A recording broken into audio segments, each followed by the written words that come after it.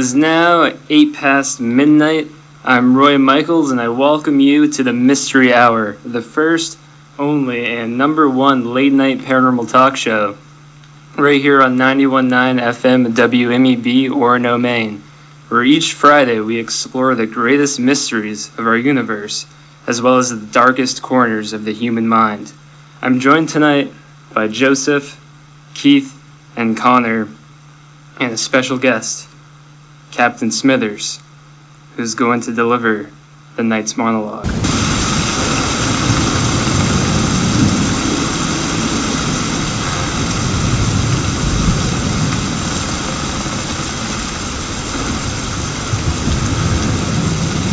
I'll tell ye, boys and girls,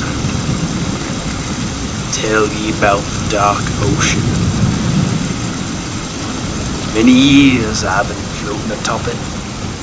As a young lad, I used to dream about what was underneath those cold, inky waves. What lurks beneath? When I was in my 30th year, I was working aboard a two-masted whaling ship named the HMS Marine. The ship was old but reliable. The lads and I used to joke about how nothing could take us down in that wooden beast. One dark night, we were somewhere in the North Atlantic. It was storming and roiling and a-boiling. Men were retching up off the sides of the decks. All the rats had traveled up from the lower decks into our living quarters. The waves were so powerful, the lads were getting tossed out of the hammocks. I was in the crow's nest that night, clinging on to the netting for dear life. I remember the lightning would flash, and all I would see before it faded to stormy black was an image of what was before me. Do you believe in devils, boy? Yeah? Not the ones from the stories and fairy tales, no. I'll tell you what I saw with each lightning strike. Flash. I saw a long, fleshy tentacle rise up out of the depths. Then darkness. Flash. The arm had wrapped itself on some poor soul before the image faded away. Darkness. Flash. No men in sight. All 80 crew on the deck at that moment were gone. None left but the sleeping and me. Darkness. Flash. I saw a huge white shape speeding away from the marine. That's when I let out a scream that was whipped up by the wind and the rain. I slept in the crow's nest that night, and I ain't afeard to say I wept until dawn, screaming for me mummy. We managed to heel that ship in at a nearby port with the remaining deckhands. We parted ways. No one really said much, but we all had the nightmares. No one was spared those. Life went on, and here I am, an old salty captain, telling you about the sea. But know this, boy. Be wary of what lies beneath the waves. We weren't meant for the water, and what hides down there knows it.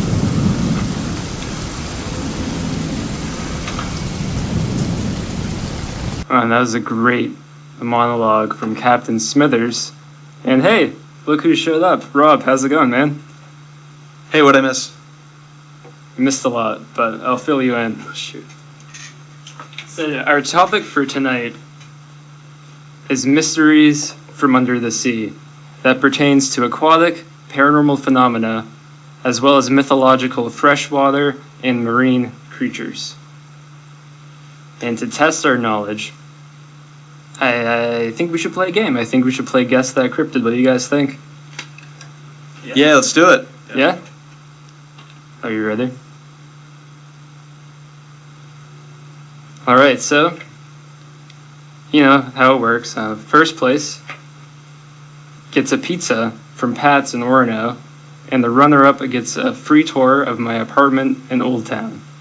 Each question is worth 10 points, and at the final question, you can wager the points you've earned to gain the lead. Yes, Keith, you have a question? What's the breadstick to pizza exchange ratio? Do you have any idea? I don't think breadsticks are part of the deal. We don't really have the budget for that. I mean, it is coming out of my wallet. Okay. Just pizza, 6-inch, one topping. That's fair. Yeah. We're not really paying anything to be here, you know? Is cheese a topping? Cheese is a topping. So yeah, cheese or sauce, you have to pick. Cheese. If they're breadsticks then. We just gamed the system. Well, without further ado, let's get into Guess That Cryptid. Woo! All right. Just gotta locate my questions. What's first? This first creature is said to be the animated ghost skeleton of a whale. In one legend, a fisherman tries to catch the whale with a harpoon, but the whale sails through it, and the giant spirit floats away. I imagine it looked a lot like a really terrifying hot air balloon. This creature is often accompanied by strange birds and fish, and an awful smell. It is believed to arise when the whale is killed by an unjust heart, so expect to encounter this in countries where the whale industry is big and maybe SeaWorld. Nevertheless, it is said when you see this creature, you and your loved ones are cursed to famine, disease, and other run-of-the-mill nasty curse stuff. What is it? I have a hard time pronouncing the name. It's Well, that does count. If you mispronounce it, I get the points. I can't remember all of it. It's Bake. I don't remember the rest of it. It's Bake. How many syllables? We have 5 syllables total, 5 syllabi. We've really got our thinking caps on in here, but it's a tough question. Is it Bake Killera? Kujira, no points. Kujira. Ah. Is there a steal? Can we counter steal? No. Next question. This creature originates from Scotland. A Loch Ness Monster. Incorrect. It is a shapeshifter that most commonly turns into a smooth, talking, handsome man, like Keith, Thank you. who's on the program tonight. You're welcome. Or a horse. And in horse form, it's his most deadly aspect. It encourages humans to ride it by acting friendly and gentle. And when the rider mounts the horse creature, he or she becomes bound by a supernatural force, which I can only imagine is some sort of spectral goo. The horse, with the rider imprisoned, bolts to the nearest body of water, drowning and tearing the rider to pieces. It devours everything but the liver, which explains the Scottish phenomena of livers often floating to the shore. Yes, Connor? Is it a yakusuke? Could you say that again? I don't know how to pronounce it. Yakusuke. Akishuka? Yeah, that looks about right. Sounds about right. That's correct. I'm the backpedal a little bit. And when I said that pronunciation counts, it no longer does. So you get 10 points. Joseph, I'm sorry. Your time has passed. No points for the last question. That's malarkey. Can you give me that pizza? Yeah. It is also worth noting that when the creature appears in handsome man form, you can identify it by little pieces of seaweed in the hair. So could you please look at Keith and inspect his flow? It's very nice. I don't see any seaweed. Yeah, it's silky smooth. All right, well, the coast is clear, and we are ready for the next question.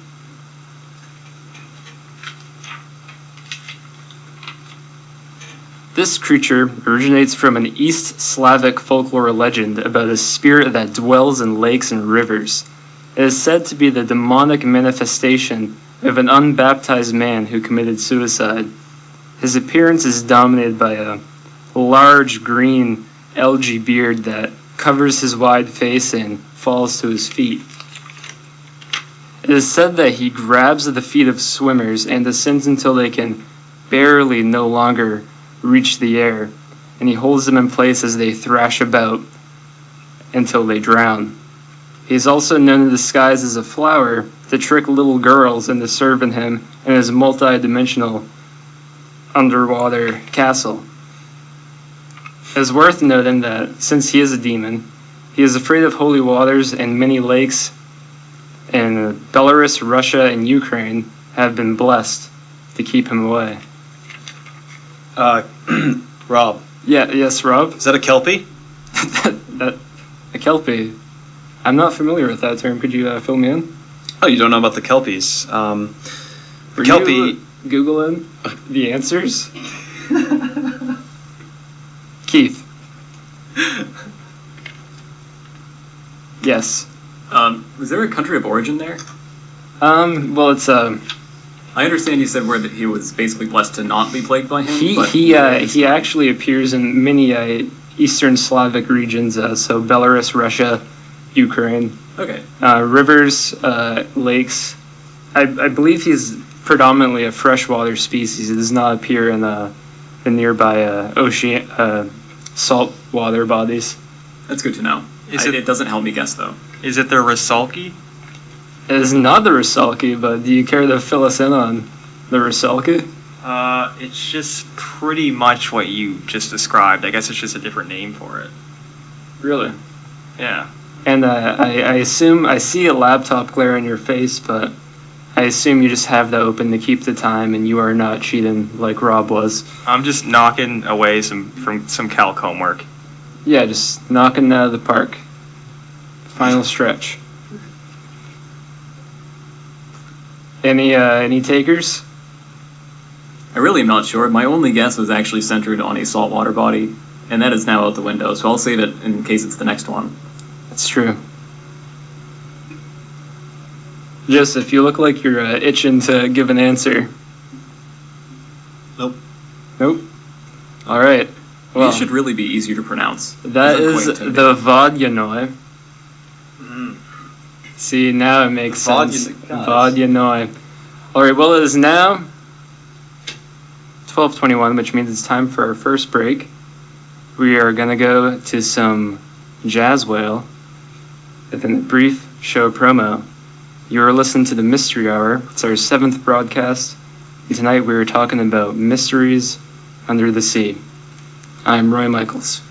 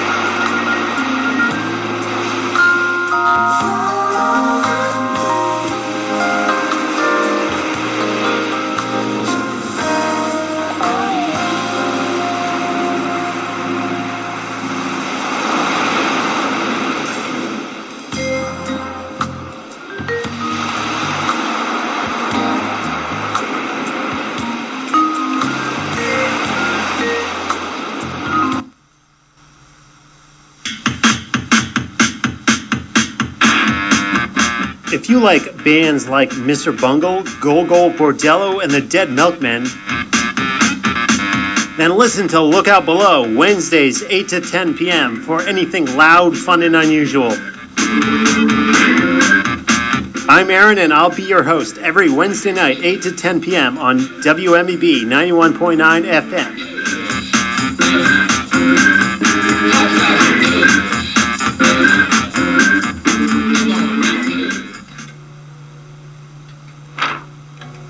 Hello and welcome back. You are listening to the Mystery Hour, the best, only, and number one late night paranormal talk show, right here on 91.9 FM WMEB Orono, Maine. I'm your host, Roy Michaels. Or so I was. Last week on the show, as I'm sure if some of you may remember, my authority as host was challenged by a brutish coup led by my co-host Connor. It was then decided that hostship of the show should be determined by our listeners in a poll on our Facebook page, facebook.com/Midnight Mystery Hour. While your voices have been heard, in a regrettable turn of events, I, the founder and host of the Mystery Hour, for 6 consecutive episodes, lost in a landslide defeat of 2 votes to 0. We ran a good campaign, and I would like to thank my constituents for the tremendous amount of support I received, as well as my adopted cat son, Peanut, who has been absolutely super. Sorry, this is hard for me during this process. There's nothing more you could have done except maybe showing up to the polls to vote for me. But you're the best group of supporters and the hardest working people I've ever known. I hope that my campaign has pulled Connor further to the left when it comes to supernatural issues, and that he leads the Mystery Hour to newer and more green pastures. God. I will now be relinquishing my role as host to Connor and stepping down to a new position. I will now be merely the guy who opens and closes the show, mediates conversation, introduces new topics, and transitions to breaks. The Mystery Hour is a republic where the voters make the decisions, and I respect that very much. And I would like to congratulate Connor, the new host of the Mystery Hour, on his victory. Roy, I am in awe of the sheer amount of support I've received since our last episode. I am just so flattered that our listeners think that I'm worthy of undertaking the great responsibility of being our main host. Yet, while I am honored by the people's faith in me, I also take on this role with great apprehension. Because during the Mystery Hour's brief existence, you, Roy, have been corrupted by power. Yeah. Within the span of a semester, you have gone from benevolent dictator to tyrant.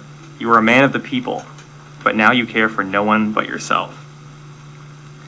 At the end of our last show, when the votes flooded in, and they were for me, I saw your face, twisted with the sad realization of the truth.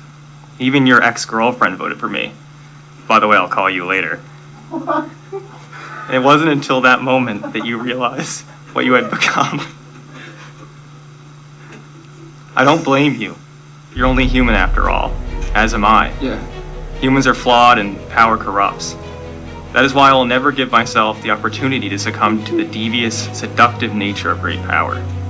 I will stand behind the scenes as a representative of the people. I will only exert the will of the body politic when I am called to do so. I truly believe that our listeners love the real, uncorrupted Roy. I don't think I could ever replace him. And so I hereby declare that Roy Michaels will continue to act as our beloved main host. The only difference being that if he steps out of line again, I will have the power to override him. If and only if the people will me to do so. And now, with great excitement, I hand over the microphone to a Roy Michaels reborn, uncorrupted, free of the chains of ultimate power. True Roy, the Roy I love. Wow. Thank you. Wow, thank you so much, Connor. Do you mean that? That's pretty nice. I mean it from the bottom of my I heart. feel fresh. I feel like I've been washed in a great ocean. I feel much like Steve Jobs felt when he returned to Apple and took it to new heights, and that's what I plan to do on the Mystery Hour. Yes, Keith? So you're like a paranormal phoenix, Roy. I've never seen you this glowing. It's more of a supernatural entity, but yes, that's correct. There's more of an ectoplasmic glow to him, I think. I think that's true. We still have more Guess That Cryptid to get to, but before we do, thanks again, Connor. And I would like to point out that Keith was the other vote against me. Keith White here in the program. Hey, I didn't expect that to come up. I thought that was confidential. You're on the show. You're a super delegate. Your vote means a lot. I haven't actually cast my vote. I am simply pledged to Connor. Hey, you're Well, revealing who voted? You're on the razor's edge as it is, Roy. Connor, you also revealed who voted. Oh. yeah. Well, it's all equal then. Yeah, well, next week, I do have a promise. Next week, 8th broadcast of the Mystery Hour, 100% less Keith. Let's get back to the quiz.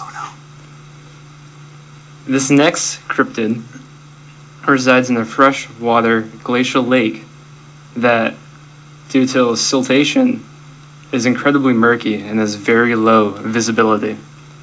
At the lake, there has been hundreds of local and visitor sightings of this creature.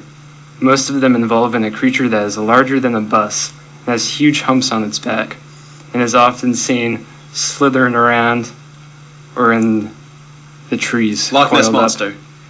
Is it Loch Ness Monster? It's not the Loch Ness Monster. I think Connor, would you? I was going to say Loch Ness Monster as well. Joseph. Is it Champ, the Loch Ness Monster of Lake Champlain? Ooh, good guess, but no. Is that the third strike? Keith, do you have an answer? No, I don't. I was actually gonna guess Champ as well. Would you like me to help you guys through this problem? Yeah, I think we need to study more, honestly. Yeah. I feel a little inadequate. Was never good at studying. Well, I am a paranormal tutor here on campus, but so this creature is found in Iceland, and it has a giant snaky body that slithers around. Yes, Joseph? Is it the Icelandic worm monster? That's correct, yeah. Ah, okay. Nice. What is the Icelandic name for that? Does anybody know? I believe it's Nidhogg. Yeah. Wow. There we go. Okay. Job, Connor. That one is considerably easier to say aloud. Yeah. Too bad you didn't get the points, though. So it's Connor 10, Joseph is tied at 10, Robbie and Keith are at 0. Correct. Keeping it real, Keith. Okay, so this next creature is a widely distributed and diverse group of fully aquatic marine mammals. The creature is highly social and very intelligent. It is known to teach, learn, cooperate, scheme, and grieve. Furthermore, this creature is also notably engages in non-reproductive sexual activity. Yes, Connor? Is it the dolphin? That is correct.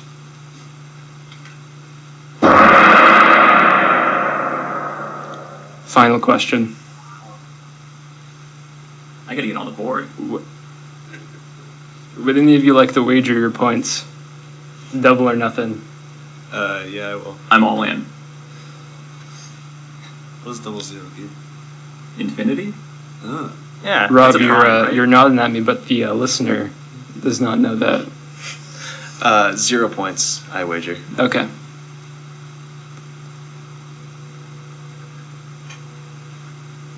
The first recorded sighting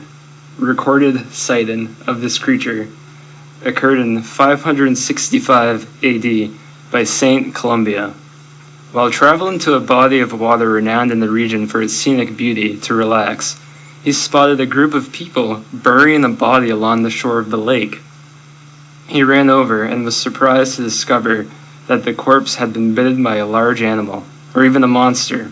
Saint Columba immediately turned to another guy at the scene of the burial and ordered him to swim across the river for help, despite the fact that it was night, and swimming in the river at night is a pretty bad idea.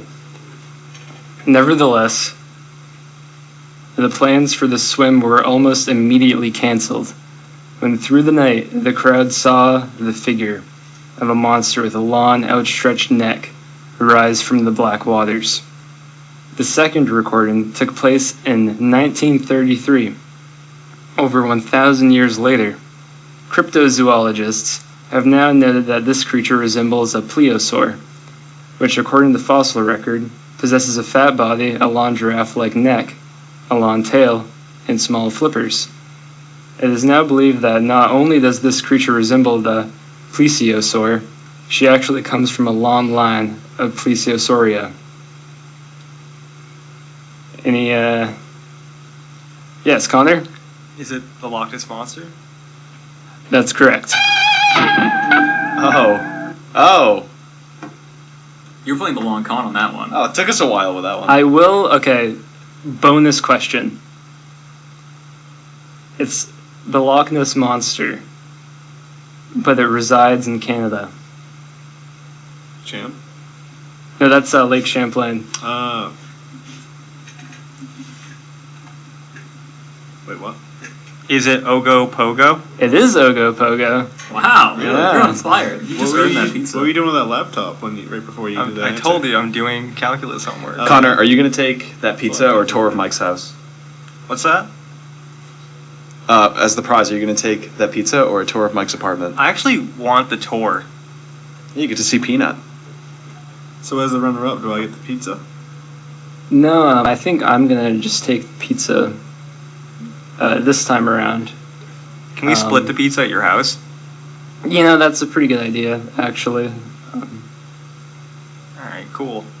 Yeah. I feel like I got 2 prizes. All right. Well, the ocean. Have you ever thought about this? Yeah. Just the ocean? The ocean is 1.3 billion cubic kilometers of water, which is essentially 1.3 billion cubic kilometers of mystery. Do you believe in Atlantis? Who are you asking? All of you. I was asking Robbie, but he's on his phone at the moment. Oh, wow, that's really rude. In my, as a paranormal investigator, I only believe in things that I've, if I researched it and I find it to be true, then I believe in it. But I have not even researched the ocean one bit at all. Keith? Yeah, I'm actually pretty spooked at scuba diving in general, and I really don't want to personally go down there and check it out. I'm not going to take someone's word for it, right? They probably have a lot to gain from lying to me about the existence of this magnificent underwater city.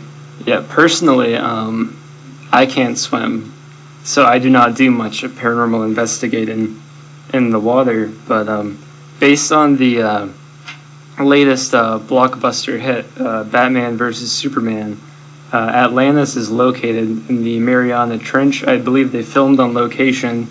They got Aquaman down there, and it looked pretty real. It seemed like a very tangible place. To be clear, I wasn't saying I don't believe in Atlantis. I was saying I do not believe in the ocean. Oh, Yeah, I apologize. What? What is that? That was Give my us the mistake. reasoning. I haven't been able to research it yet. I haven't gathered enough evidence to make sure, it's real. Just go drive right now. I'm doing a radio show. I've been to the ocean with you. But was that really an ocean? Captain Smithers was on here about 30 minutes ago. Yeah, liar. He was on the ocean. He was reporting live Who? from the ocean. You missed it. Haven't been able to do the research. If I haven't done the research, I can't, say whether it's real or not. So geographically speaking, when you look at a map and you see a map, What? Keith, I think you had the point. I was actually going to ask you what a map was. I think I can. Some sort of. I think I can Connor, tackle. you're a paranormal tech guy. Yeah, I think What I can is tackle it. You ever see those pieces of paper and they have like the squiggly lines and the names on them? Yep. Yeah, it's like that.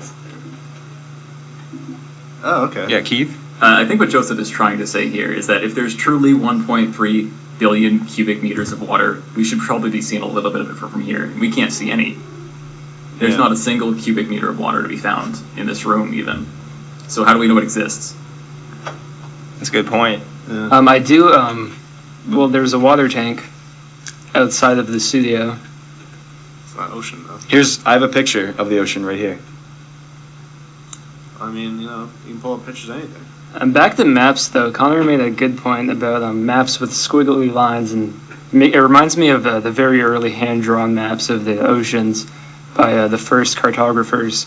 And usually in uncharted regions of the map, it would be a zone where here be dragons. They would draw sea serpents in the ocean, and I've always wondered if there was any rhyme or reason to that.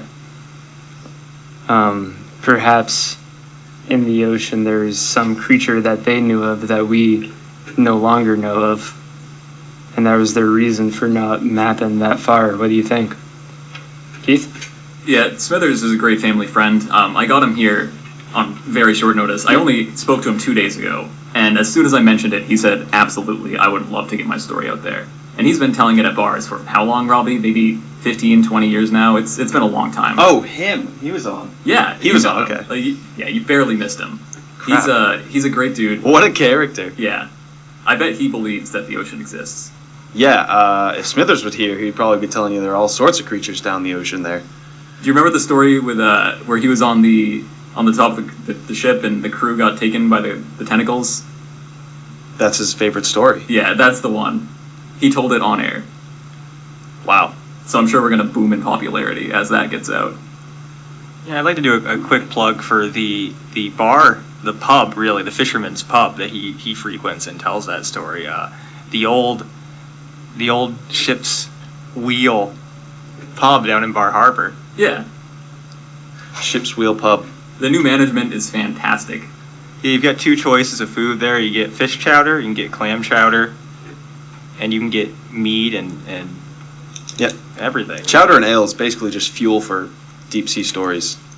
Absolutely. Mm-hmm. Speaking of deep sea stories, have you ever seen a mermaid? I think I've seen at least 10. But only their top halves. What about manatees? Because I feel like I've seen a lot of manatees, and often from a distance I think they are mermaids. Those aren't mermaids. They are? No, those aren't mermaids. Yes, Joseph? I don't really know the ocean much. I haven't studied it, but it could be a mermaid, but a dog instead of a person. Half dog, half person. Wait, I'm sorry. Half dog, half fish. what creature am I imagining right now? So is the bottom a fish? No, the bottom is a dog. Okay, the bottom's a dog, the top is a mermaid or a human? I guess that's the same The thing. top's like a fish head, right? Okay, Yeah. and it You lives guys- in the water. There's an app for this. We could do it later. You just hold up right two after the pictures show. and then I mean, it's certainly true that manatees have been mistaken for mermaids throughout the ages, so there must Yeah. be some kind of connection there. And also the siren, which is the sort of winged. Do they have wings? I know they can fly. I don't know if And sometimes they have wings. It depends on what culture. yeah. Well, that's sort of like the aerial version of a mermaid, much more aggressive in the folklore. And I've always wondered about that because I've never seen a winged manatee. Yes, Joseph? You said the Ariel version of a mermaid. I'd like to point out that Ariel is the name of a mermaid in a Disney movie, and I just don't want anyone to get confused.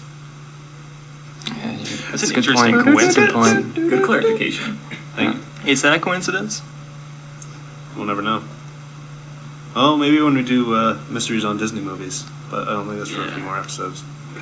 Can I interject here and just say one of my favorite deep sea things is the maelstrom. The maelstrom. Maelstrom? You have to give me permission to laugh at you. Pronounced The maelstrom. It's maelstrom. It's a aquatic, sea-themed buffet. You go there, It's when you shove your a la carte into a whirlwind and then it goes in It water. rotates. It's actually a giant carousel. There's all kinds of food. That sounds awesome.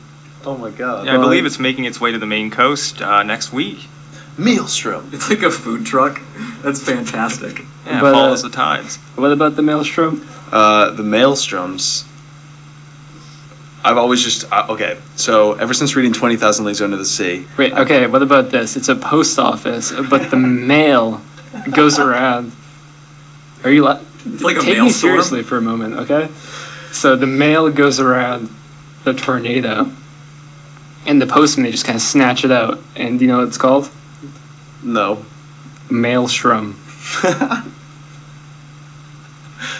It's so funny about that. I'm pitching serious ideas at you, and yeah, we better It's go. the same thing. All right. It's now 12:45. You were listening to the Mystery Hour. I'm Ray Michaels. We'll be back in just a moment. Maelstrom.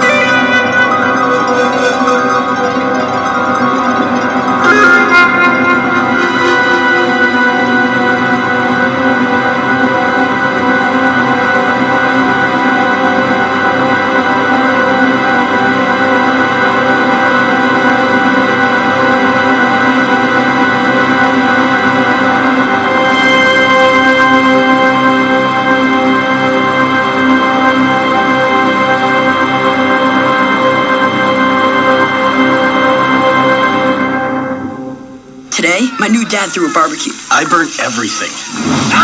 And then we played catch. I broke Mr. Lewis's window. And then, somehow, my hand. My hand! And then my dad even let me drive his car. The hospital's on the right! It was a rough day. It was a great day. You don't have to be perfect to be a perfect parent. Thousands of kids in foster care will take you just as you are. For more information on how you can adopt, visit adoptuskids.org. A public service announcement from the U.S. Department of Health and Human Services, Adopt U.S. Kids, and the Ad Council.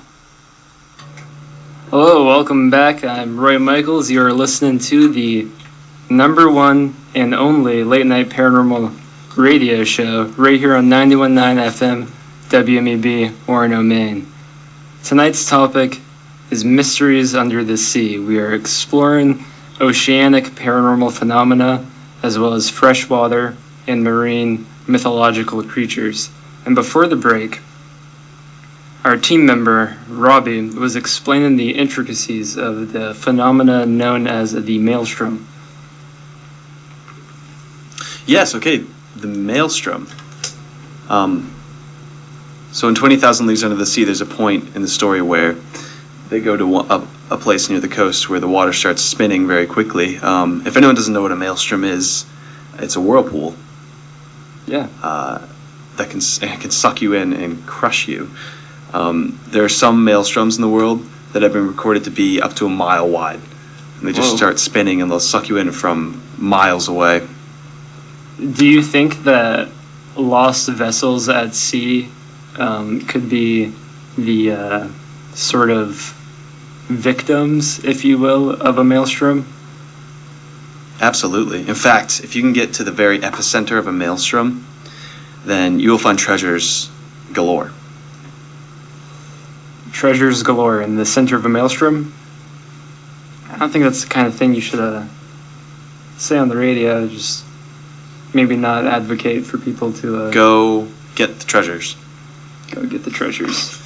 It's worth it. Do you not think just- that the Bermuda Triangle events can be attributed to a maelstrom, or is that something entirely different? No, it's something that needs the right recipe of currents and of, well, the seabed needs to be correct. Oh, the maelstrom. Yeah. Yeah, it's a shame. We were gonna have a marine biologist on the show tonight, and that would be the first time we've had someone who's actually a graduate student on the program. We are all undergrads, degreeless. I have a degree. You do? Yeah, paranormal studies. Oh, where'd you get that? Khan Institute. Yeah, that would be You mean- my university. Khan Academy? Institute. I'm sorry. You're gonna get a suit if you're not careful. Yeah. Our mascot's Griffin. Cool. Cool. All right. Well, That must have been sweet. so Very let's backpedal a little bit because I really want to talk about the Bermuda Triangle. Yeah, it's a mystery. It is a mystery. It's one of the best mysteries. So, aliens, portals to a different dimension, gas bubbles. Gas bubbles, yeah. Oh, so you think it's gas bubbles? I think it's gas bubbles. Well, okay. But once the gas bubble explodes, that's one event. That is one disappearance. But there's been so many disappearances in the Bermuda Triangle. Multiple gas There bubbles. are 5 fighter jets that once went down in the triangle. And they had to land at sea, and when they were in their rafts, the Navy was coming out to get them. And they found no evidence of the planes, the rafts, or the men. Keith? Yeah, I'm of the belief with Robbie here. I believe it's gas bubbles, but I believe that the gas bubbles are caused by a sentient creature. A creature that has, over time, actually learned that it can harvest us and our machinery by sending up a gas bubble at an opportune moment. And so, over time, you'll obviously see more disappearances because it's simply learning how to deal with us. Yeah, Joseph? Keith, do you believe that it's using its actual own indigestion to get more food? Yes, I believe so. Huh, interesting. That's an interesting take for sure. See, I was under the impression that the air coming from the portals beneath the ocean that were leading to another reality, when the air came up and contacted our air, it reacted violently, and that crashed the ships and such. There's probably some sort of pressure difference on each side of the portal, I would imagine. I think there's got to be, whether it's a creature or not. Yeah. Well, it could be both. Oh wow, it could be a creature on one side and it's abusing the pressure difference to send up the gas bubbles. I do believe that if there were, are there small bodies of land in the Bermuda Triangle, perhaps with trees? Yeah, a few, I believe. Well, Certainly not if we're underwater. speaking about multi-dimensional travel, I instantly think of a Sasquatch, which is essentially a furry creature who can walk between multiple dimensions. And do you think the Sasquatches are? Do you think there's a correlation there between the interdimensional portal at the Bermuda Triangle and Sasquatch phenomena across the United States of America? Yeah, Keith? I think it's entirely possible that the Sasquatches are trapped on the other side of the portal, and to pass, they need to harness our technology to live underwater. So they could be using some means to harvest our boats and whatnot, so they can at least get through the portal. Yeah, I was thinking too that if a Sasquatch came into this dimension and I don't know how sophisticated their technology is. I don't know if they can set altitude, but if the Sasquatch, or squoids as I call them, comes in the atmosphere, it could probably fall down and hit an aircraft, and it'd make a lot of sense. So some sort of aerial bombardment. Yeah. Interesting. Are we at war with these creatures, Roy? Only time will tell. That stare indicates that you have seen a thing or two. Yeah, that was pretty terrifying, actually, that look you gave me. Lots of forums. Internets. Lots of squid stuff out there. Scary stuff. Yeah, hit up squid.com if you want more info.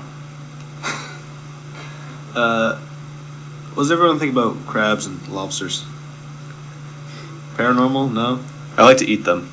I do think that they may, because they're so bizarre when you think about them, and they seem very acclimated to a very harsh environment that may perhaps be a planet not of our own. I think, yeah, Joseph? I just wanted to say, I read that lobsters, I don't know if it's true or not, I just read it, that lobsters are biologically immortal. So do you think they're aliens or demons?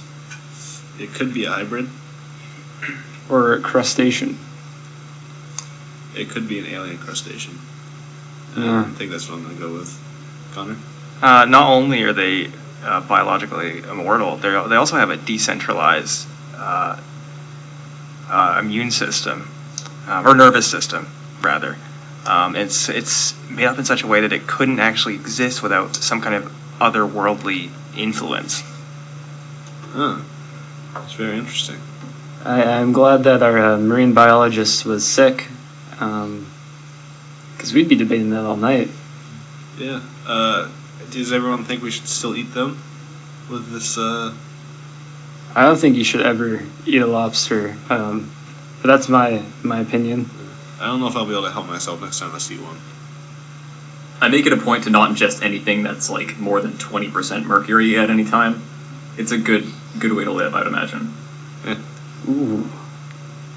I wonder how mercury affects some of the cryptids we've discussed tonight, because most of these legendary beasts have been, the recorded sightings are in the past. Yeah, Keith? If you don't mind, I actually would like to segue this into what I believe to be a sort of radioactive effect. Go for it. Have any of you gentlemen heard of the Ningen? No. No. Say again? Ningen, the Ningen.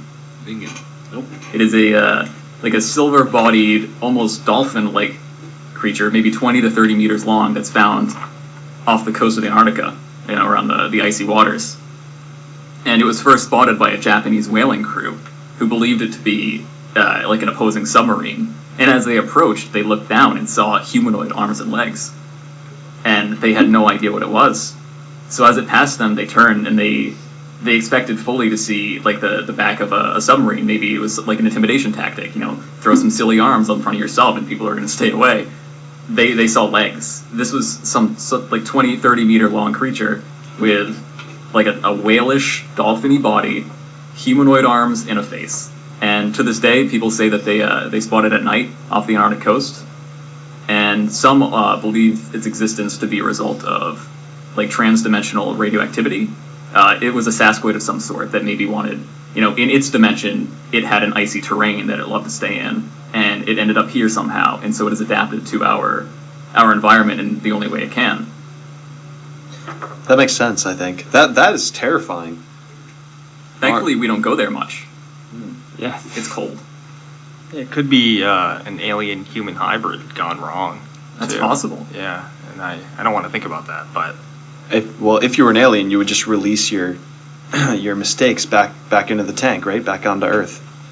I would think so, yeah. Do you think there's any chance that it's actually a fish evolving into a titanosaurus? Oh, so it's learning and gaining strength, and someday it will overcome? Yeah, do you think that's possible, or? It certainly has the appendages to do so. That would be pretty spooky. Yeah, some day a ship will be out at sea and two massive hands will just come up from both sides and just pull it down. Once it gets large enough, what do you do? That's a good question. Do they go into detail about its thumbs at all? No, actually. Yeah. That would be a big deal. That would be big. That's thumbs are a very big mystery. A game changer. Are you all familiar with the bloop? The what? The bloop. Bloop. Yes. Oh, the underwater noise. That's correct. Yeah, nailed it. Yeah, in 1997, the bloop was first heard on hydrophones across the Pacific. It was a loud, ultra-low frequency sound that was heard at listening stations underwater over 500,000 kilometers apart. And one of the many mysterious noises picked up by the National Oceanic Atmospheric Administration. And once this bloop surfaced on the internet, the theories they came pretty quickly. Mainly because the bloop is a very organic sound. Why not just let's let them hear for themselves? Yeah. Do we have a recording? We sure do. Load it up. We're great.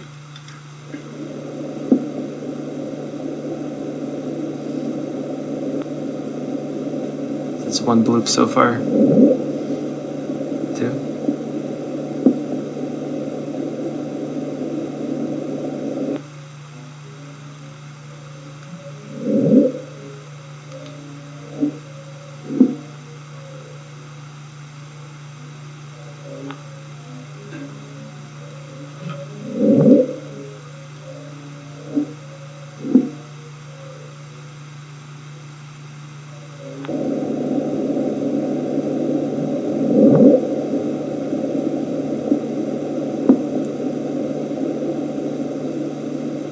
What does that sound like to you guys? What do you think? How many bloops was that? I lost count. That was a lot of bloops, and they don't come regularly. Well, do you mind if I bring up my favorite theory? Not at all. Go right ahead. Well, the bloop is located in at the Pacific pole of inaccessibility, which is 1,670 miles from the nearest lands. Or for our metric-oriented listeners, that's about 2,688 kilometers. And the reason I say that, because it's such a remote location, horror writer H.P. Lovecraft chose that location for his sunken city of R'lyeh, where the mythical beast Cthulhu is a godlike creature, very huge, is said to be imprisoned. So when the internet realized that the bloop was recorded roughly 1,700 kilometers from that location, many people were quick to jump on the notion that it was some giant creature at the ocean floor. What are your thoughts on that? Yes, Keith? I believe it does sound a lot like an air bubble of some sort. Like maybe something deep within is causing a disturbance that releases a bunch of air and it floats up. They do sound very buoyant and lifelike. They did realize that the sounds that were being made were much louder than any whale noises recorded at that point, or at any point. So if it was a creature, it would have to be something much larger than a whale, or something that could create sound much more efficiently than a whale. Yeah, that's correct. There could be a massive creature at the bottom of the Marianas Trench just pumping these noises out. Yeah. Well, or it could be ice quakes. Ice quakes? Maybe. Yeah, that is it's created by the cracking and melting of sea ice and glaciers in the ocean. That's actually what the NOAA believes that the bloop actually is. Oh, so that's the official explanation. That's what the government tells us. Yeah.